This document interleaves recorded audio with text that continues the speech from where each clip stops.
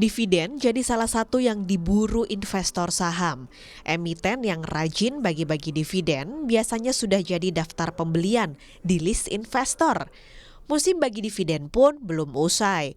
Masih ada beberapa emiten yang akan membagikan dividen tahun buku 2019.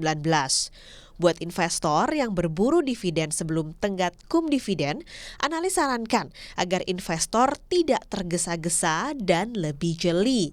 Jangan lupa pertimbangkan baik kondisi fundamental perusahaan yang akan disasar. Katakan saham-saham perbankan. Dari mulai awal saham perbankan itu cukup luar biasa.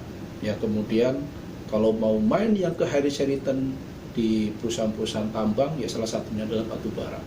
Salah satu emiten-emiten yang memang saat ini sedang diburu oleh para investor ya untuk mereka melakukan investasi. Apa sih tip-tipnya? Ya, yang pertama investor harus melihat dulu tentang perusahaannya baik secara fundamental maupun teknikal.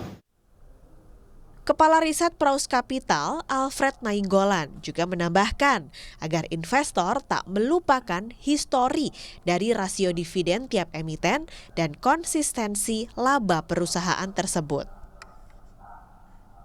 Dividen payout ratio yang besar itu seperti apa? Yang memang rata-rata kisaran di atas 50% dari hasil laba bersih yang biasa selalu dibagikan, yang dikategorikan dividen payout ratio yang tinggi.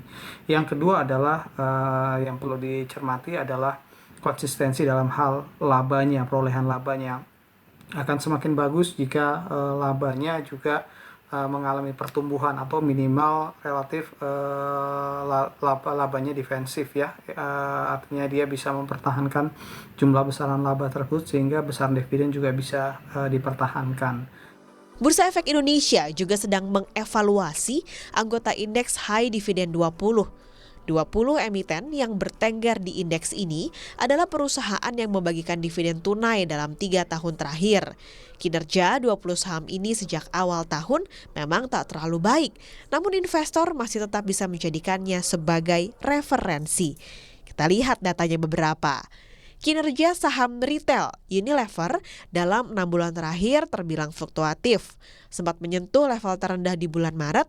Kini Unilever ada di angka 8.400. Dari sektor perbankan, saham BCA juga sempat rontok beberapa minggu setelah pembatasan sosial berskala besar diterapkan.